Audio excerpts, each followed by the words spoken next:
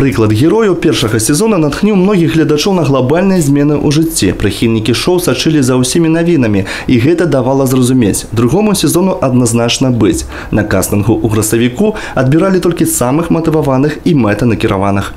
Я хочу похудеть. Я знаю, что это мой прямой путь к здоровью. Хочу стать для мужа более красивой женщиной, привлекательней. В первую очередь ради себя, а там уже посмотрим, что будет дальше.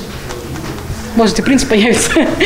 Аднак перш чым пачаць худнець, нашы ўдзельнікі прайшлі поўнае медыцынскае абследаванне на самым сучасным абсталяванні. Задача медыкаў вызначыць, ці дапушчальныя фізічныя нагрузкі для гэтых людзей у прынцыпе. Состояние здоровья участников наших удовлетворительное, но у каждого, конечно, имеются свои особенности.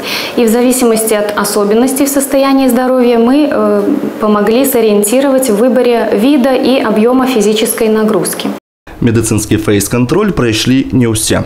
Істотныя праблемы са здароўем выявіліся і ў некаторых з тых, каму медыкі ўсё ж дазволілі займацца. Але і на гэтым выпрабаванні не завяршаюцца. Трэнеры вырашылі праверыць нашых удзельнікаў на трываласць. Выпрабаванне кросам наглядна паказвае не толькі фізічную форму новобранцаў, але і іх псіхалагічную гатоўнасць ісці до конца.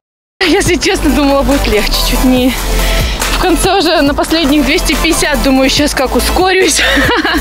Пробежала метров 20 и поняла, что не ускорюсь. Подставились бегом, бегать-то я не могу из-за травмы.